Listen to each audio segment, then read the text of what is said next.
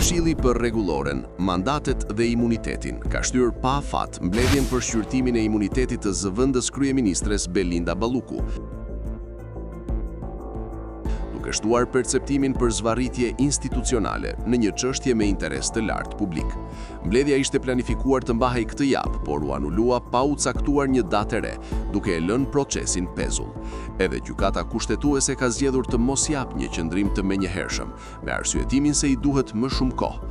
Kjo situatë ka ngritur pikpyetje mbi vullnetin e institucioneve për ta trajtuar me shpejtësi dhe transparencë çështjen. Ndërkohë, Spaku e ka marrë zyrtarisht Ballukun të pandehur dhe i ka kërkuar kuvendit heqjen e imunitetit dhe autorizimin për arrestim, duke përmendur rrezikun e prishjes së provave. Akuzat lidhen me procedura tenderash të rëndësishëm, ndërsa vonesat po ndikojnë drejt për drejt në besimin e publikut tek drejtësia dhe barazia para ligjit.